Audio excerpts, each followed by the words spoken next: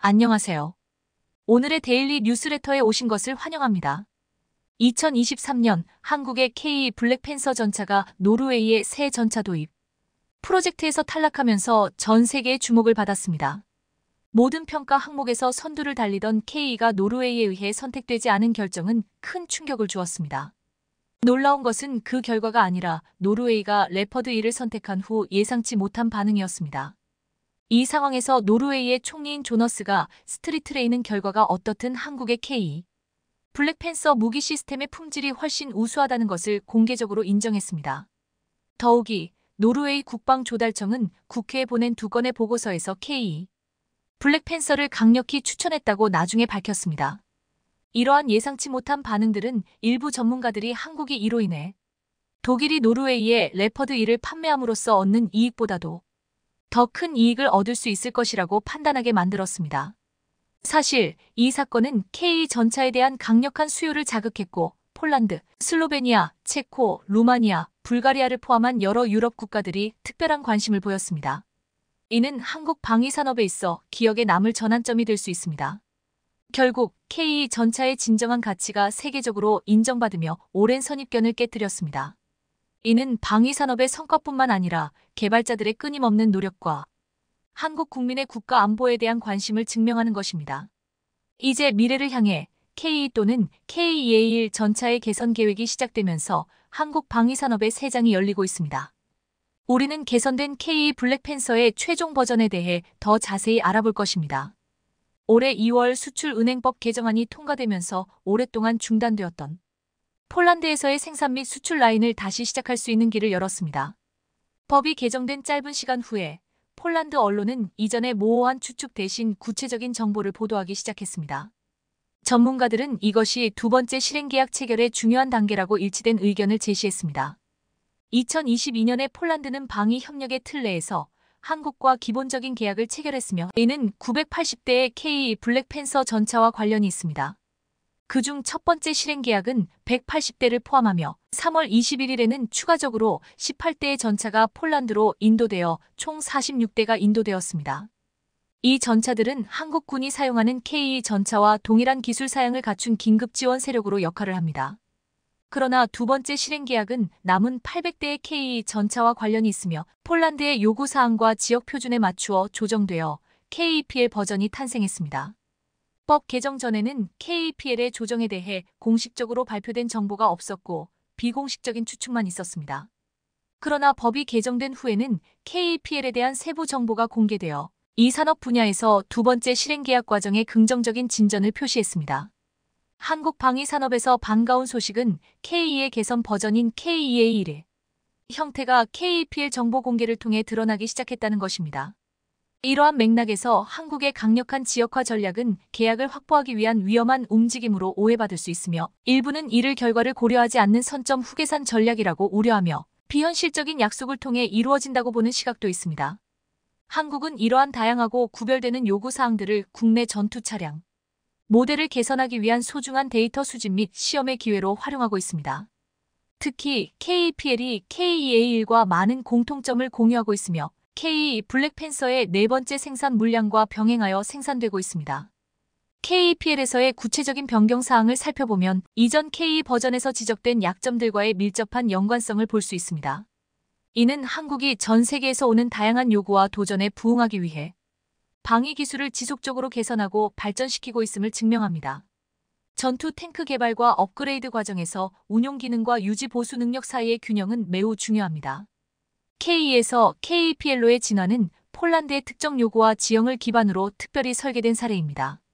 초기에는 무게 분배 개선과 험지 통과 능력 향상을 위해 트랙 휠의 수를 6에서 7쌍으로 늘릴 것이라는 추측이 있었으나 최종적인 KPL 버전은 K 원형과 같은 6쌍의 트랙 휠 디자인을 유지했습니다. 이 결정은 이동성과 장애물 극복 능력을 향상시킬 수 있는 트랙 휠 증가에 잠재적 이점과 균형을 이루며 무게 증가, 내부 공간 감소, 유지 보수 비용 및 연료 소비량 증가 등의 부정적 측면을 고려한 결과입니다.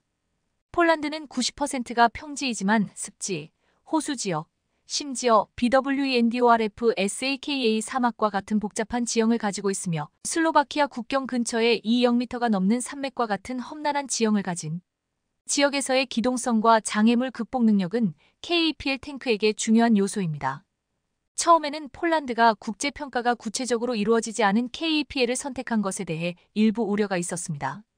하지만 실제 배치가 시작되자 폴란드군은 그들의 걱정이 불필요했다는 것을 깨달았습니다. 한국에서 가장 까다로운 지형 조건에서의 시험과 조정을 거친 K 탱크는 복잡한 다양한 지역 유형에서의 운영 능력을 입증하며 모든 이동성 및 장애물 극복 요구사항을 탁월하게 충족시켰습니다. 최근 NATO 연합훈련인 드래건 24에서 한국의 K 전차는 미국의 에밀 에이브럼즈, 독일의 레퍼드 2, 프랑스의 러클러크와 같은 유명한 다른 전차들이 극복하지 못한 어려운 지형을 성공적으로 통과하는 독특한 기동 능력으로 두각을 나타냈습니다. 이는 K의 뛰어난 지형 통제 능력을 부각시켰습니다. 전문가들은 이러한 인상적인 성능의 영향을 받아 폴란드가 KAPL의 설계를 수정하기로 결정했다고 평가했습니다. K 전차는 실전을 통과하는 능력을 입증했을 뿐만 아니라 곧 새로운 무기로 업그레이드될 예정입니다. 구체적으로 폴란드는 원격 제어 무기 시스템인 GSSW-30, 30를 추가 장착하고 12.7K6 부착물을 폴란드의 WKMB로 교체할 계획입니다. K 전차의 전투 능력 강화는 특히 현대 전장 환경에 대한 인식을 반영하여 드론 방해 시스템 설치 계획을 고려할 때 인상적입니다. 폴란드가 에밀 에이브럼즈 전차를 바르샤바 인근 후방 지역에 배치하고 KAPL을 벨라루스, 칼리닝그라드와 같은 전선에 위치시키는 것은 KAPL을 다양한 충돌 수준에 적합한 다용도 전투 차량으로 사용할 계획을 시사합니다. K의 우수한 운용 능력을 고려했을 때 이 결정은 충분한 근거가 있습니다. 사람들은 두 번째 실행 계약이 곧 체결되기를 기대하며 KAPL이 실제로 활약하는 모습을 빨리 보고 싶어 합니다. 그러나 추가 무기와 드론 방해 시스템의 단순 업데이트는 KAPL이 이전의 KA1 버전에 비해 완전히 새로운 느낌을 주지 않는 것처럼 보입니다. 폴란드의 요구를 고려할 때 K의 무게는 60에서 65톤으로 증가할 가능성이 있으며 이는 한국의 전략과 부합하지 않을 수 있습니다. 이것은 KAPS에 대해 언급할 적절한 시점입니다. 한국이 2011년부터 개발해온 능동 방어 시스템은 초기 단계에서 인상적인 성능을 보였습니다. 그러나 다층 방어탄 시스템과 함께 배치할 때 호환성 문제와 대공 방어탄으로 인한 인접 보병의 피해에 대한 우려가 제기되었습니다. K 전차의 최신 개선 작업이 K 설치와 함께 계속될 수 없었던 것은 그것이 최고의 전차 중 하나로 평가받았음에도 불구하고 K 블랙팬서의 유일한 단점이었습니다. 그럼에도 불구하고 K 블랙팬서는 KAPS 시스템 설치를 위한 공간을 여전히 남겨두고 있어 이러한 업그레이드는 최우선 과제가 되었습니다. 그러나 한국과 이스라엘 간의 새로운 진전이 있었습니다. 두 국가는 함께 KAPS의 개선된 버전을 개발하였고 이로 인해 KA1 전투 탱크는 결국 능동 방어 시스템, 즉 KAPS를 장착할 수 있게 되었습니다. KAPS에 대한 구체적인 정보는 아직 공개되지 않았지만 라파엘의 트로피 시스템을 살펴볼 때 우리는 일부 추측을 할 수 있습니다. 트로피 시스템은 모든 방향에서 오는 90% 이상의 위협을 차단할 뿐만 아니라 10에서 15m 거리에서 요격탄을 폭발시켜 수많은 금속 파편을 생성하여 목표를 파괴하며 주변 보병에게 피해를 주지 않습니다. 이러한 우수성 때문에 이스라엘의 메르카바는 물론 독일의 레오파드 2와 미국의 에밀 에이브럼스도 자체 개발보다는 트로피 시스템을 선택했습니다. 한국은 단순히 수입을 선택할 수도 있었지만 KAPS를 공동 개발하기로 한 결정은 독립적인 기술력을 확보하려는 의지를 보여주며 K1이나 K21과 같은 다른 전투 차량에 APS 설치를 확장할 가능성을 시사합니다. 이러한 발전은 기술적인 측면에서만 주목을 받는 것이 아니라 한국과 파트너 국가들 간의 방위 협력이 강화되고 있음을 보여줍니다. 특히 폴란드와의 계약을 통해 이러한 협력이 미래에도 계속 확장되고 발전할 것이라는 기대를 갖게 합니다. 폴란드에서 터진 잭팟 이집트에서도 터진다. 한국 방산업계가 폴란드에 이어 이집트의 무기 수출을 추진하고 있습니다. 전 세계 군사력 12위권의 이집트는 아프리카 국가들 중 가장 많은 국방 예산을 지출하는 국가로 최근 군 현대화 사업을 추진하고 있습니다. 폴란드는 K구자준포 672문, FA-50 경공격기 48대, K전차 1000대를 수입하기로 하며 무려 25조 원의 역대 최대 규모의 거래를 했습니다. 이젠 중동의 군사강국 이집트도 한국의 FA-50을 비롯해 K전차까지 대거 도입하는 것을 검토하고 있다는 것입니다.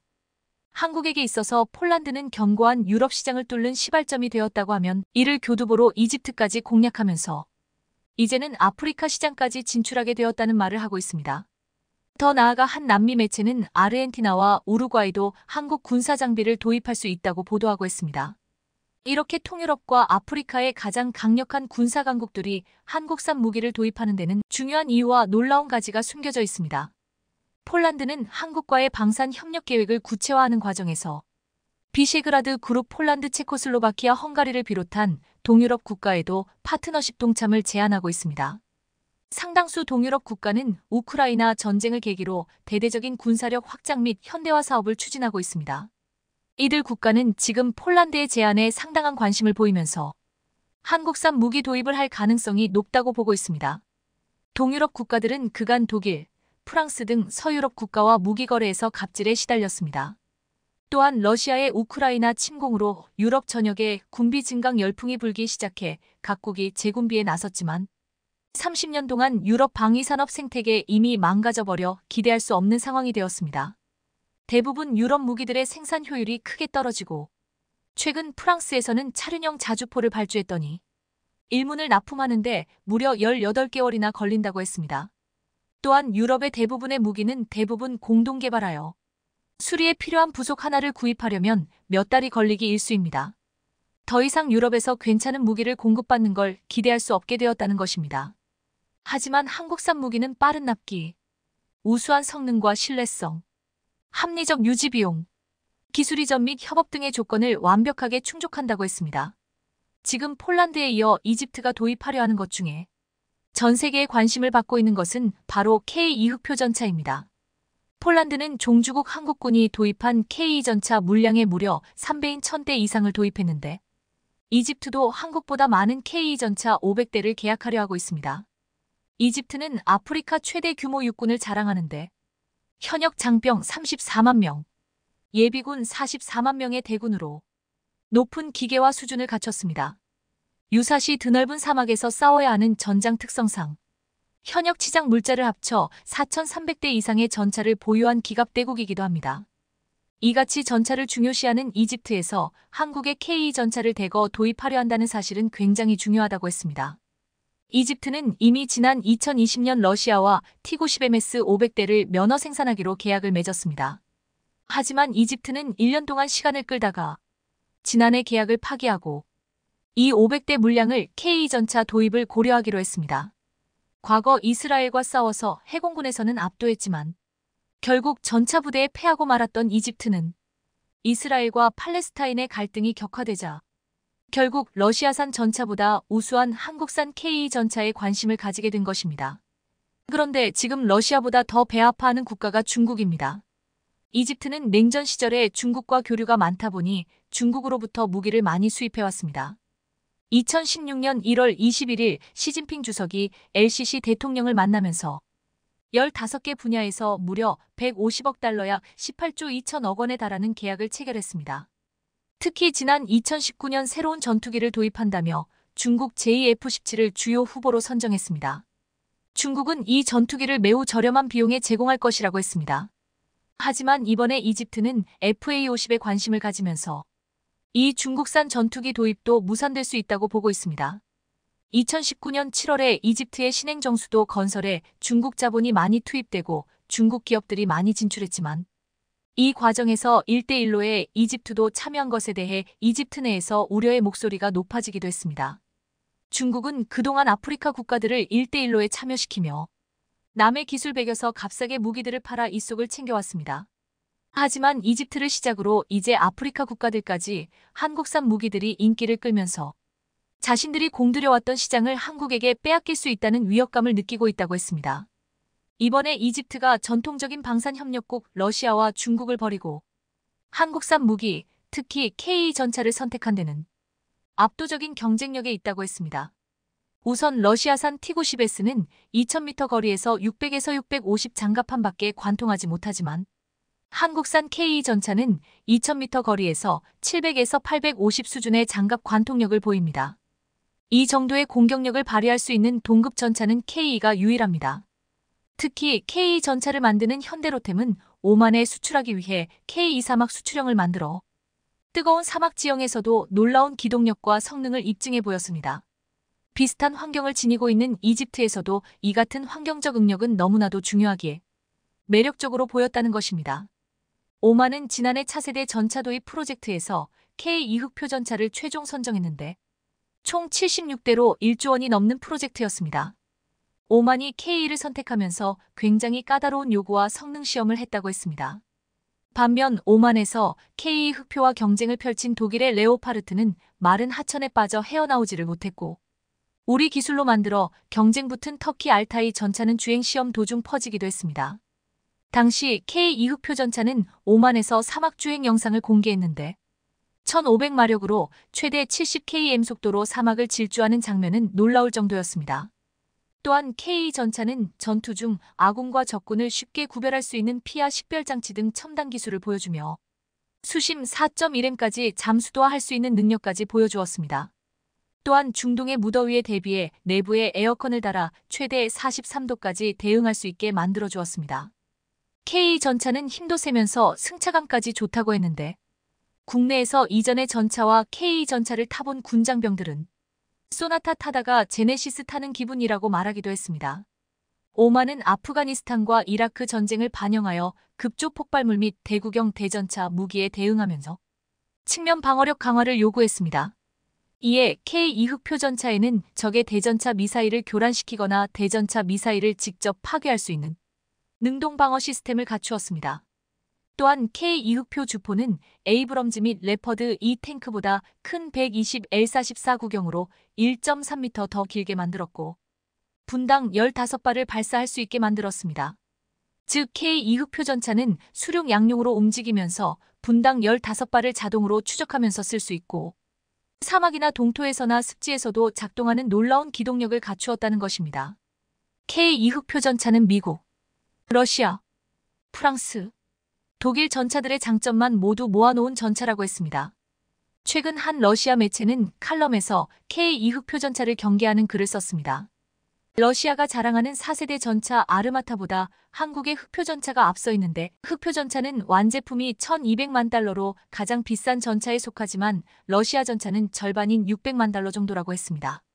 하지만 아르마타의 수출 실적은 전혀 없는데 K 전차는 전 세계 국가들에게 제시되고 있다고 했습니다. 이제 한국의 K2 흑표 전차는 최고의 열악한 환경 속에서도 무시무시한 힘을 발휘할 수 있는 세계 최강의 전차로 인정받고 있습니다. 무엇보다 이렇게 경쟁력 있는 전차를 당장 공급할 수 있는 나라는 한국밖에 없다고 했습니다. 최근 트위터에서 K2 흑표를 비판하고 독일을 쉴드치던 영국인에게 폴란드 형님이 한 발언이라는 글이 화제가 되고 있습니다. 이 영국 전문가라는 이는 왜 폴란드가 유럽을 배신하고 한국에게 무기를 사냐는 식이었습니다. 영국, 폴란드, 한국, 독일이 그려진 그림에는 이런 대화가 오갔습니다. 영국, 독일이 신뢰할 수 없는 국방 파트너라는 이야기는 푸틴의 변명에서 나온 것입니다. 독일이 NATO 약속을 지키지 않을 것이라고 말하는 것은 어리석은 일입니다. 궁극적으로 독일은 5.000km 떨어진 나라 한국가 아닌 유럽의 문 앞에 있는 산업 강국입니다. 폴란드 너네 탱크 1000대 사고 싶은데 얼마나 빨리 배송 가능해? 독일 우리 레오 EH를 사주세요. 우리가 만들 때까지 8년만 기다리면 돼요. 한국 구매해 주셔서 감사합니다. 우리 군의 주문 분량을 돌려서 지금 바로 보내드리겠습니다. 최근 우리 방산 업계가 역대급 로켓 배송으로 폴란드의 전투기 납품을 완료하면서 뛰어난 기술과 더불어 놀라운 생산 역량으로 또다시 놀라게 만들었습니다.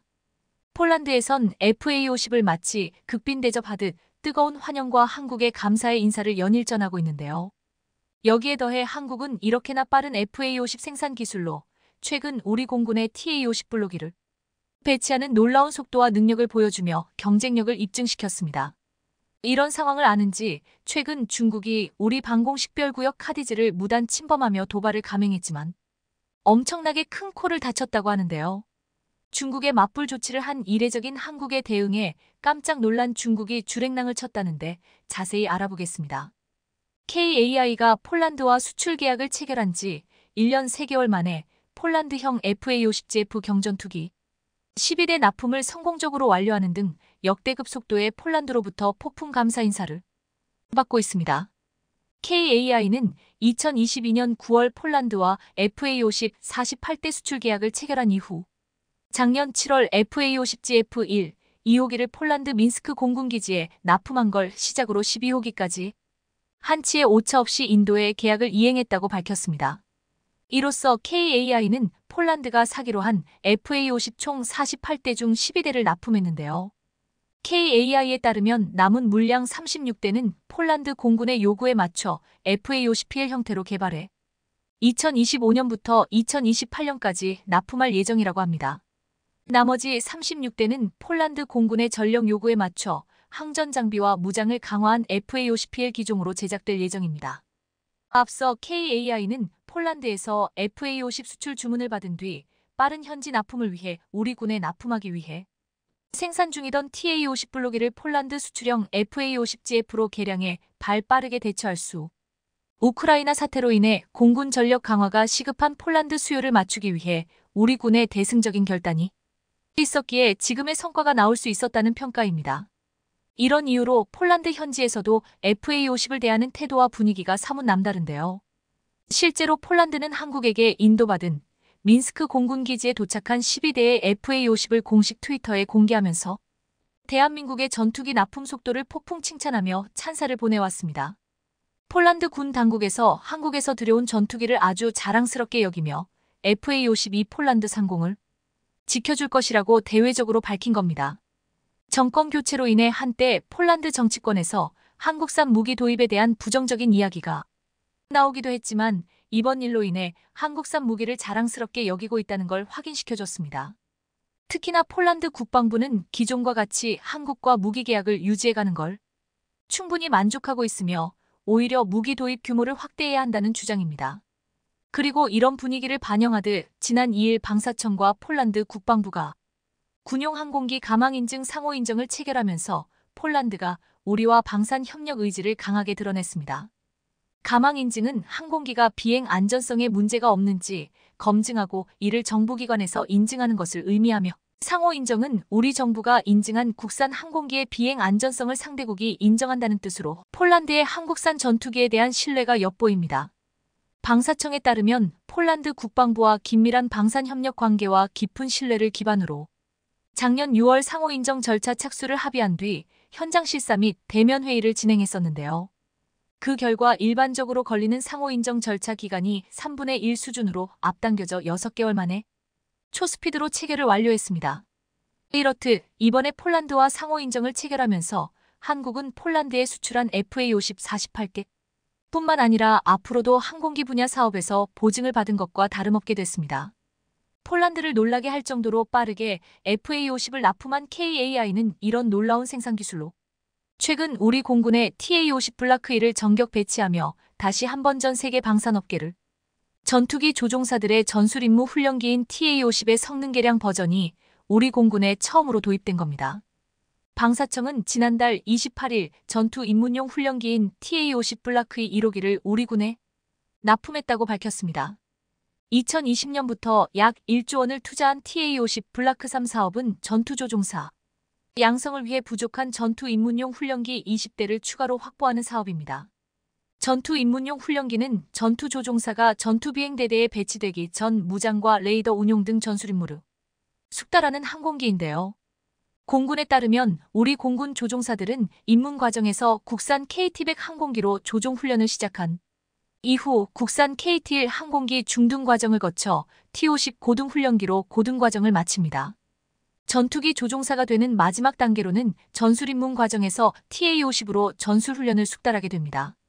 이번에 배치한 TA50 블라크2는 경전투기인 FA50의 최신 훈련기로 블라크1의 공대공과 공대지 공격 능력에 더해 정밀 유도폭탄 운용 능력과 야간 투시장치 사용에 적합한 조명장치를 장착해 야간 비행 능력을 강화했습니다. 또 레이더 경보 수신기, 전자전탄 살포기를 통해 적의 공격으로부터 항공기 자체 보호 능력도 확충한 게 특징입니다. 이렇듯 조종사 양성 마지막 단계에서 TA50 블라크1을 활용한 전술 입문 과정 추진으로 우리 공군 전투력이 크게 향상될 것으로 기대되고 있는 상황인데요. 그런데 사실 최근 들어 우리 조종사들의 실력을 더욱더 향상해야만 하는 이유가 있었습니다.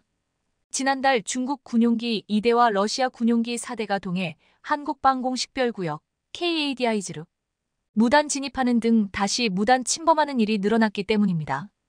중국과 러시아 군용기가 공동으로 카디즈를 침범한 건 작년 6월 이후 6개월 만으로 빈도수가 잦아진 만큼 우리도 그에 상응하는 강력한 대응이 필요했었는데요. 이런 가운데 사실은 우리 군 당국이 작년 8월부터 중국 방공 식별구역 CADIG에 공군 전투기를 진입시켜온 것으로 알려지는 등 과거와 다른 이례적인 대응에 중국을 깜짝 놀라게 했습니다. 중국 전투기 폭격기 등 군용기의 카디즈 무단 진입에 맞대응해 조치를 취했기 때문입니다. 그동안 중국 군용기는 카디즈에 사전 통보도 없이 자기 안방처럼 넘나들기를 반복했지만 우리 군은 전투기를 출격시켜 근접 비행하거나 외교 루트를 통해 항의하는 등 톤 다운된 반응으로 대응해왔었습니다. 때문에 이번에 강경 대응으로 기조를 바꾸면서 중국이 적잖게 당황한 기색을 보였는데요.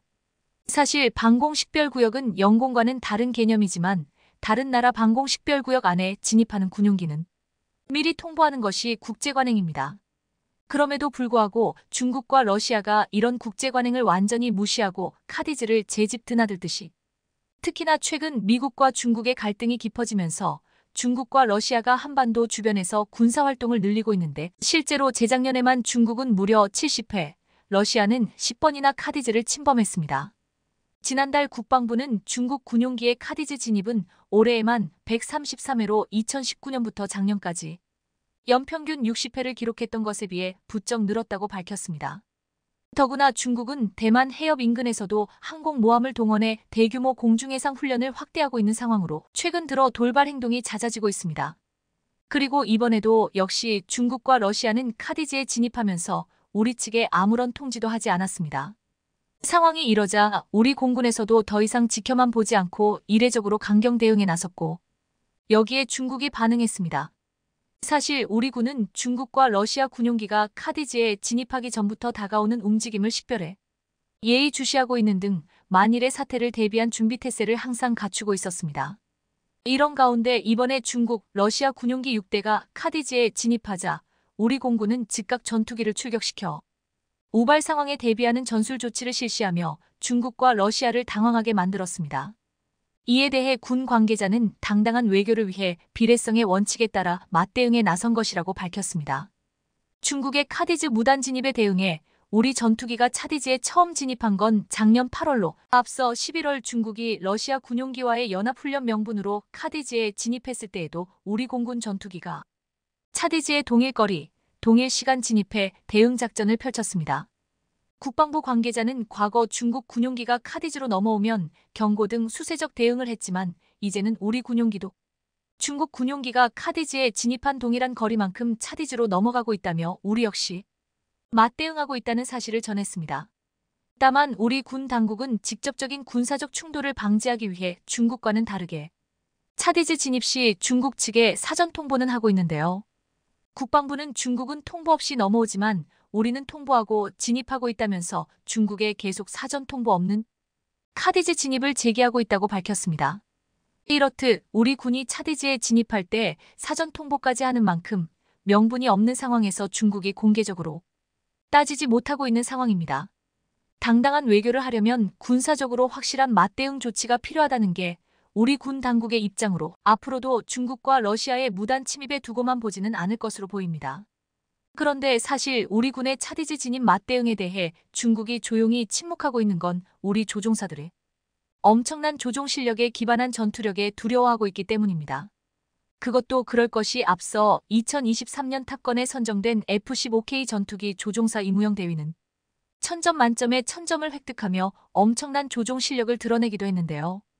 성능 좋은 전투기와 더불어 뛰어난 명사수가 존재한 한국을 두려워하고 있는 것으로 보입니다. 공군에 따르면 김 대위는 2023년 공군 공중사격대회 공중사격 분야 공대지, 폭격 부문에서 만점을 기록하며 탑건 칭호를 부여받았습니다. 공대지 폭격은 가상의 지대공 미사일 위협을 뚫고 목표 지점으로 들어가 3KM 상공에서 목표물을 명중시키는 능력을 평가하는데 당시 김 대위가 기록한 공대지 폭격의 오차는 15cm에 불과했습니다. 대한민국이 AI도 하지 못하는 1000점 만점에 1000점 기록한 탑건을 보유했다는 것만으로도 중국을 떨게 만들고 있는 것 같은데요. 역시나 중국은 말이 아니라 행동으로 명확한 메시지를 줘야 추가 행동을 막을 수 있는 것 같습니다. 한국의 잠수함이 현재 해외에서 러브콜이 쏟아지고 있는 가운데 대우조선해양이 인도 정부가 추진한 7조 원 규모의 잠수함 프로젝트 수주를 포기할 전망으로 알려져 많은 사람들이 깜짝 놀라고 있습니다.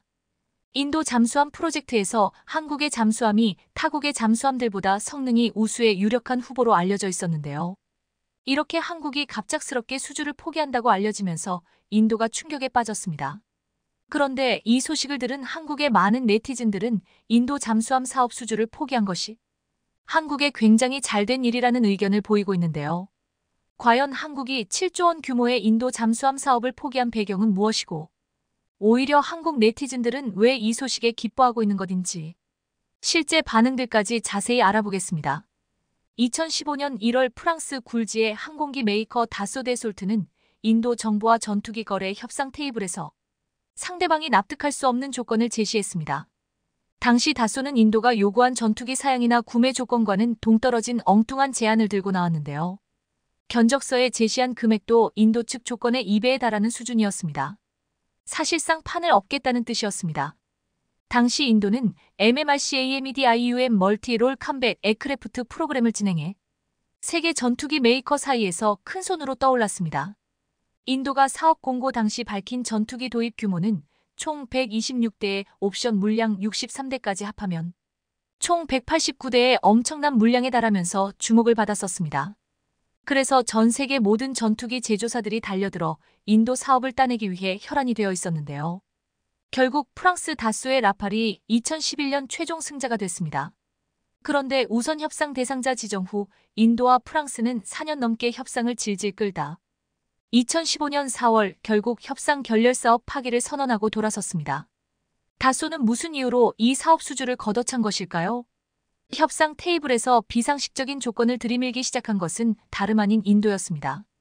우선 협상 대상자로 지정된 다소의 전투기 126대 중 108대는 인도 힌두스탄 항공 HAL이 기술을 도입해 생산하고 힌두스탄 항공 HAL 생산 물량의 납기 품질 보증도 프랑스에게 책임질 것을 요구하는 말도 안 되는 요구사항을 내놓은 것입니다. HAL은 세계 항공업계에서 악명 높은 인도 국영 항공기 제작사인데요. 이렇다 할 기술력이 없는 데다 사내 부정부패가 극심한 것으로 알려졌습니다. 인도 정부는 이런 전력이 있는 HAL이 생산하고 심지어 인도 현지에서 제작된 부품을 장착한 라팔 기체에 대해서도 다소가 품질을 보증해야 한다고 요구한 것입니다.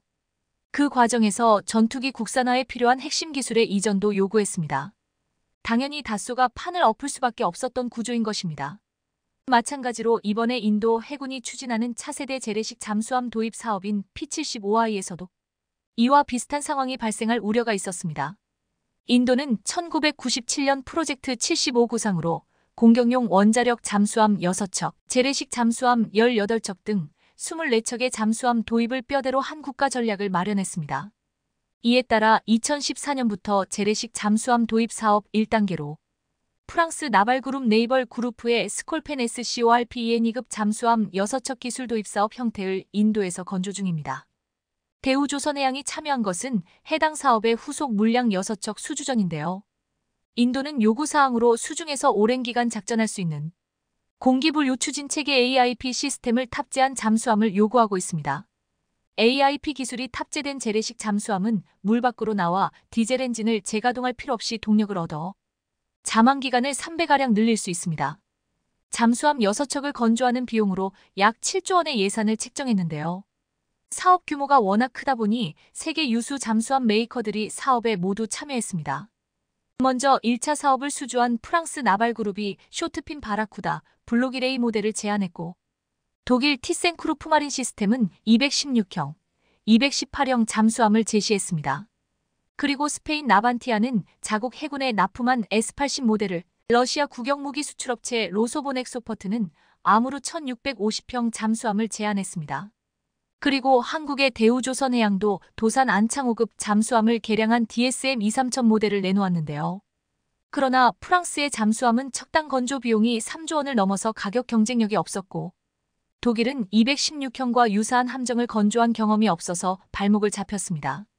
또 스페인은 자국 해군의 인도한 잠수함의 치명적인 설계 결함 문제가 발견돼 수주 가능성이 낮아졌습니다. 그리고 러시아는 중국이 너무나도 많이 카피해간 탓에 인도에게는 그닥 매력이 없어 보였습니다. 이와 같이 다른 후보들의 수주 가능성이 낮아진 가운데 한국의 DSM-23천은 재래식 잠수함 중 가장 독보적인 성능과 가격으로 인도 정부의 마음을 사로잡았는데요. 그래서 그동안 한국이 인도 잠수함 사업의 최종 승자가 될 가능성이 점쳐졌습니다. DSM-23천은 다른 모델들과 비교할 수 없는 고성능 제품입니다. 도산 안창 5급 잠수함을 통해 검증된 선체, 세계 최고 수준의 리튬이온 배터리 기술을 이용한 AIP 시스템, 경쟁 모델 중 유일한 수직 발사관 모듈을 갖춘 재래식 잠수함계의 명품입니다. 인도는 P-75I 잠수함에 수직 발사관을 탑재해 자국산 브라모스 초음속 대함미사일을 운용할 것을 검토하고 있는데요. 이를 충족할 모델은 SLBM 탑재 설계를 완료한 DSM-23천이 유일합니다. 인도 측이 제시한 척당 1조 원 정도의 가격을 맞추면서 이처럼 높은 사양을 갖추기란 쉽지 않은데 한국이 이를 입증해내면서 전 세계 군 전문가들을 놀라게 했는데요. 특히나 최근 한국은 AIP 성능을 기존 대비 30% 극대화시킬 수 있는 디젤 계질 촉매 개발까지 성공하며 원잠을 갖지 못한 국가들에게 최고의 잠수함으로 평가받고 있습니다. 그래서 호주도 원잠을 도입하기 전에 한국 잠수함 구매 추진을 서두르고 있는 것인데요. 그런데 최근 인도 잠수함 사업에 큰 위기가 닥쳤습니다. 인도 정부가 너무 무리한 조건을 내세우면서 하나둘씩 사업을 떠나며 사업 자체가 좌초될 위기에 놓였습니다. 이제 유력한 후보인 한국을 비롯해 남은 후보들도 모두 이 사업을 포기할 것으로 전해지며 인도 잠수함 사업이 전면 취소될 가능성도 점쳐지고 있는데요. 스웨덴의 사부는 전략적 파트너십의 불균형을 이유로 공식 입찰이 나오기도 전에 입찰 거부를 표시했고 프랑스와 독일 회사를 포함하여 경쟁 중인 다른 업체들도 프로젝트에 참여할 수 없다고 밝히며 결국 한국, 러시아, 스페인만 입찰 후보에 남게 됐었는데요. 그러다 경쟁 후보가 모두 빠지면서 한국이 최종 선정될 유력 업체로 거론됐습니다. 그런데 유력한 후보였던 한국도 이 사업을 포기할 것으로 전해지며 인도가 발칵 뒤집혔습니다. 18일 업계에 따르면 대우조선해양은 7조 원 규모에 달하는 인도 잠수함 도입 P-75I 건조 사업에 참여하지 않는 방안을 검토하고 있습니다. 프로젝트 사업 재개가 늦어진 데다 사업성이 떨어져 수주가 유력했던 대우조선도 입찰에 불참한다는 것인데요. 대우조선은 인도 잠수함 프로젝트 사업성이 매우 떨어지는 모양이라며 내부 검토를 거쳐 사실상 더 이상 입찰에 참여하지 않을 걸로 보인다고 말했습니다.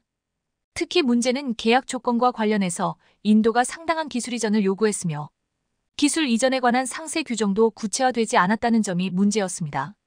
이번 사업은 인도 정부가 추진 중인 메이드 인 인디아 메이드 인 인디어 인도 제조업 육성 정책에 포함되는 사업으로 해외 협력업체 선정 후 해당 업체가 인도 국내 조선소와 파트너십을 체결하고 인도 현지에서 기술 이전 방식으로 잠수함 6척을 건조하는 순서로 이뤄지게 되는데요. 인도는 이 과정에서 상당한 수준의 부품 국산화를 요구하고 있는데 AIP 등 첨단 기술의 60% 이상을 인도 조선업체에 이전해달라고 주장하고 있습니다.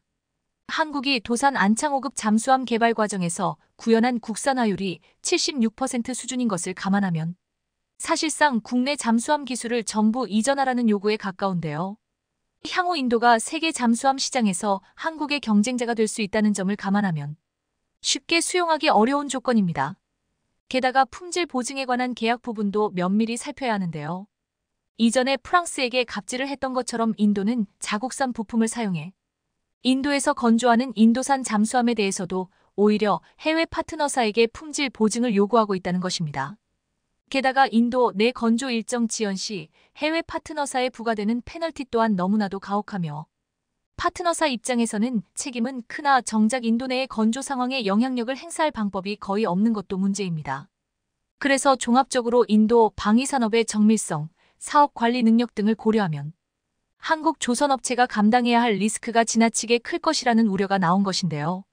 그래서 인도와 긴밀한 관계를 유지하고 있는 러시아 또한 최근 인도 잠수함 사업 입찰에 대해 불참을 선언하며 극적인 수정 없이 프로젝트가 실패할 것이라고 경고했습니다. 러시아는 또 세계의 어떤 해군도 인도가 찾고 있는 종류의 잠수함을 보유하고 있지 않아 잠수함을 처음부터 만들어야 한다고 지적했는데요. 경쟁사인 러시아가 인도 잠수함 프로젝트를 포기한 건 마찬가지로 건조 조건 때문입니다. 또 코로나 때문에 입찰 재개가 늦어지면서 현재는 프로젝트가 거의 멈춰 있는 상태라 사업 재개가 불투명한데요. 해당 사업은 지난 4월 입찰을 시작할 예정이었으나 인도 내 코로나 확산 여파로 지연되다 작업 재개가 늦어졌습니다. 앞서 인도 국방부는 이 사업에 제안 요청할 FP 답변 제출 기한을 12월 말로 연장했으나 이에 응할 업체는 전무할 것으로 보입니다. 한 군사 전문가는 국내 군수업체가 해외에서 아무리 대규모 사업을 수주해도 첨단 군사 기술을 외국 조선업체에 고스란히 넘기는 것은 자살행위라며 마치 첨단 IT 기술을 해외 업체로부터 카피 혹은 해킹한 후 세계 IT 시장에서 저가 공세로 해외 시장을 빼앗아가고 있는 중국이 대표적인 예라고 설명했습니다. 그리고 국내 네티즌들도 이런 무모한 사업은 당장 포기하는 것이 맞다는 의견을 보이고 있습니다. 인도의 조건이 너무 무리였어요. 상당히 걱정하고 있었는데 다행입니다. 정말 독이 든 성배를 피했네요. 항상 이런 계약은 주의해야 합니다. 잘했네요. 인도뿐 아니라 어떤 거래에서도 넘지 말아야 할 선은 있다. 국익을 잃지 않는 합리적 선이 잘 지켜지길. 이건 뭐 찐빵 한 봉지 사면서 레시피, 재료에 속까지 내놓으라 하는 데다. 자기가 직접 만들어 먹다가 식중독에 걸리면 그것까지 책임지라는 식이다. 기술을 날로 먹으려고 하는 국가는 빠르게 손절하는 게 정답입니다. 서로 날로 먹으려고 하는 인도와 프랑스가 힘을 합치는 것이 좋을 것 같다. 이제 한국의 잠수함 기술 수준이면 저런 조건이 아니어도 충분히 수출 가능하다. 오히려 인도가 사업 조건을 다시 바꿔 한국에게 역제안할 것으로 보인다. 인도뿐 아니라 인도네시아를 포함 방산 수출 상담하는 국가들에게 좋은 본보기가 될 듯. 단호함을 보일 때는 정말 단호하게 해야 한다. 이번 일로 인도든 인도네시아든 인도 들어가는 나라랑 뭐하는 거 아니라는 교훈을 깨달은 것 같다. 인도 잠수함 사업 취소에 대해 잘한 일이라는 의견들이 이어지고 있습니다.